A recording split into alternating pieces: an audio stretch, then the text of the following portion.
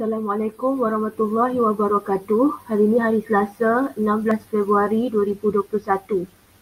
Kali ini kita menyambung kembali pengajaran cikgu, iaitu yang bahagian yang ketiga. Menulis angka dan perkataan dengan merujuk kepada perwakilan yang diberikan.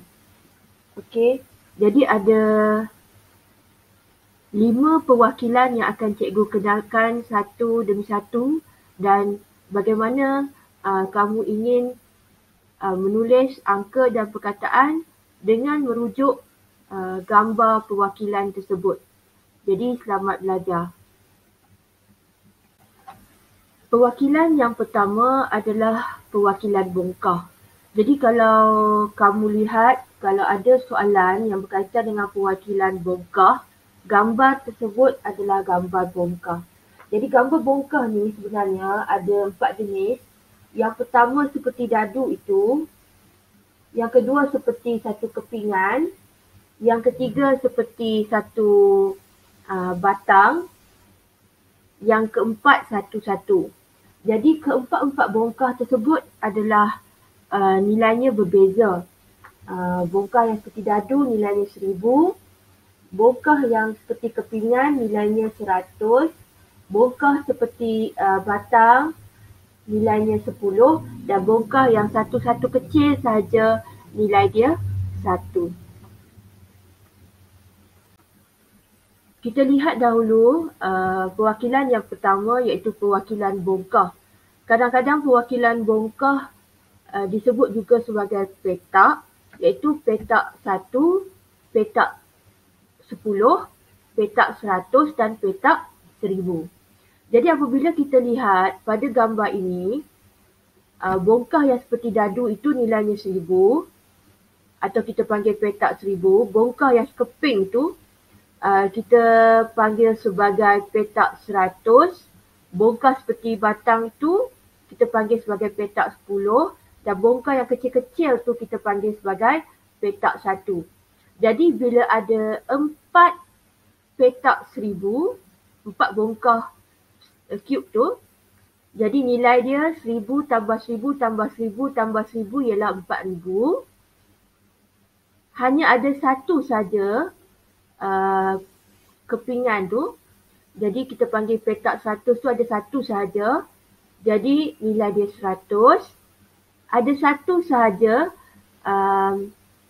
bongkah yang berbentuk seperti batang, jadi ada satu sahaja 10 dan ada 6 bongkah kecil, jadi nilai dia 6. 4000 tambah 100 tambah 10 tambah 6, bila kamu tulis dalam angka akan menjadi 4116. Dalam perkataan 4116 dalam angka 4116.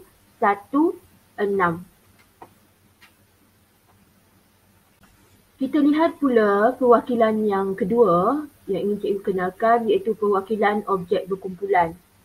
Untuk bahagian yang ini, kamu akan nampak gambar tersebut dalam bentuk kotak-kotak. Jadi bila gambar tersebut dalam kotak dan setiap kotak itu mungkin dilabel dengan nilai yang tertentu. Jadi kamu perlu tambahkan. Kadang-kadang objek tersebut dalam kotak, ada juga objek yang loose berada di luar kotak. Jadi kamu kena tambah nilai setiap kotak yang dilabel pada luar kotak tersebut dan juga nilai objek yang loose yang berada di luar kotak.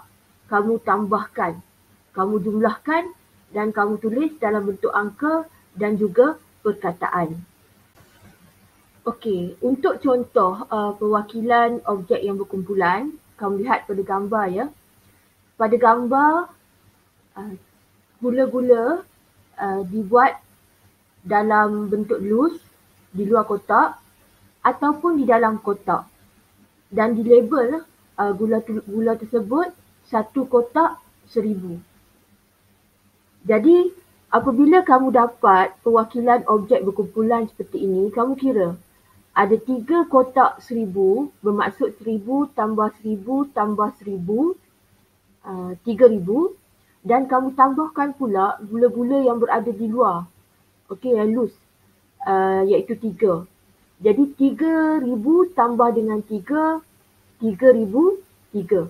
Jadi ini cikgu ingatkan semula untuk perwakilan objek berkumpulan ni, nilai pada kotak tu berbeza. Kadang-kadang dilabel 1,000, kadang-kadang dilabel 100, kadang-kadang dilabel 500, kadang-kadang dilabel 10. Jadi kamu kena rujuk pada nilai yang dilabel pada kotak, barulah kamu menambah. Jadi hasil jumlahnya bila ditulis dalam angka 3,003 dalam perkataan 3,003. Kita terus lagi kepada perwakilan yang ketiga, iaitu perwakilan garis nombor.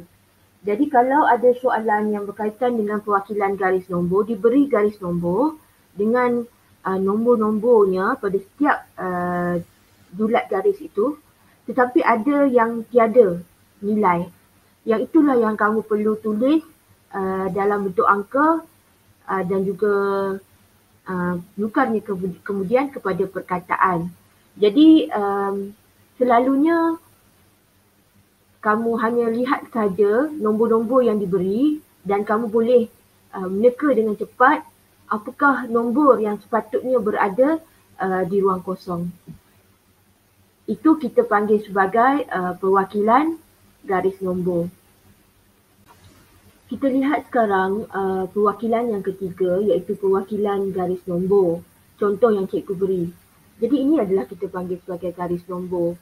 Untuk garis nombor, satu garisan dengan julat-julat yang sekata dan setiap julat tersebut ada nombor. Jadi nombor yang diberikan ada 3 dan satu nombor tidak diberikan dalam bentuk tempat kosong. Jadi kalau kamu lihat nombor yang diberikan 4,019, 4,021, 4,022, jadi begitu mudah kamu sudah tahu apakah nombor yang berada di tempat kosong pada garis nombor tersebut. Dalam angka 4 sifar, 2 sifar, dalam perkataan 4,020.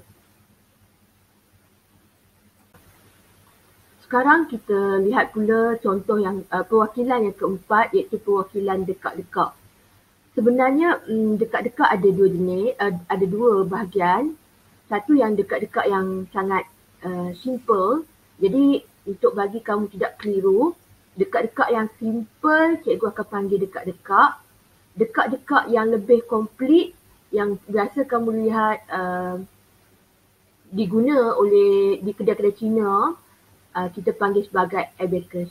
Jadi yang keempat, perwakilan dekat-dekat. Dan satu lagi dekat-dekat yang komplit sedikit, cikgu namakan sebagai perwakilan abacus. Jadi untuk perwakilan dekat-dekat ni,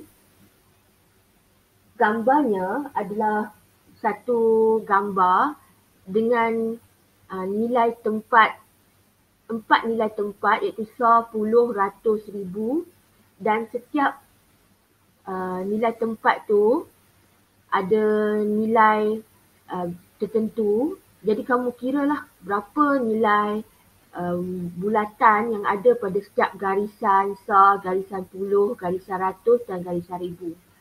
Daripada gambar dekat-dekat tersebut, kamu tulis kepada nombor dan seterusnya kamu tulis kepada perkataan. Kita lihat sekarang contoh yang cikgu berikan untuk perwakilan dekat-dekat simple ni. Kamu lihat je, ada setiap nilai tempat iaitu sar, puluh, ratus dan ribu. Setiap nilai tempat tersebut mungkin ada, mungkin tidak ada bola-bola kecil pada batangnya. Dan untuk contoh yang cikgu beri, pada ratus tiada nilai, tiada berbola kecil. Jadi yang ada hanya pada sar, puluh dan ribu sahaja. Jadi kamu tulis berdasarkan kepada bilangan berbola tersebut. Jadi untuk ribu, kalau kamu lihat ada 7 berbola, untuk puluh, 2 berbola, untuk sa ada 8 berbola. Jadi berbola tersebut hanya yang paling tinggi 9 dan yang paling rendah mungkin tiada. Jadi jangan lupa untuk letakkan sifar pada tempat ratus kerana tempat ratus tiada nilai. Jadi apabila kamu tulis dalam bentuk angka 7,28 tetapi dalam perkataan 7,028. Seperti yang cikgu pernah sebut sebelum ni, kalau nombor tersebut tiada nilai pada nilai tempat ratus, jadi kamu tak perlu sebut sifar ratus. Kamu terus saja 7,028. Okay, perwakilan yang terakhir ialah perwakilan dekak-dekak yang lebih komplit, sedikit saja komplit. Kita panggil sebagai abacus. Abacus ni adalah satu yang kita panggil calculator zaman dahulu. Jadi untuk abacus ni sebenarnya macam dekak-dekak tadi tetapi dibahagikan kepada dua bahagian dengan satu garisan pembahagi antara dua bahagian tersebut. Cikgu panggil sebagai bahagian atas dan bahagian bawah. Untuk bahagian atas tersebut hanya ada satu saja berbola. Untuk setiap nilai tempat 10, 100, 1000 itu hanya ada satu saja berbola. Untuk bahagian bawah pula ada 4 berbola. Perkara yang paling penting kita mesti ingat ialah mengira berbola yang menyentuhi garisan pembahagi antara atas dan bawah sahaja. Jadi kita jangan kira yang tak sentuh. Kita kira berbola yang sentuh garisan pembahagi. Jadi untuk berbola bahagian atas, kalau sentuh garisan pembahagi itu, kita nilainya adalah 5. Tetapi kalau berbola yang bawah, dia sentuh garisan pembahagi, satu berbola tersebut nilainya adalah 1. Okey, cikgu ulang sekali lagi. Untuk abacus sama seperti dekak-dekak, cuma dibahagikan 2, atas dan bawah. Atas ada 1 berbola, bawah ada 4 berbola. Mesti kira yang sentuh pembahagi tu, garis pembahagi. Berbola atas kalau sentuh garis pembahagi nilainya 5. Berbola bawah kalau sentuh garis pembahagi nilainya 1. Dan setiap garisan tu mewakili nilai tempat 10, 100 dan 1000.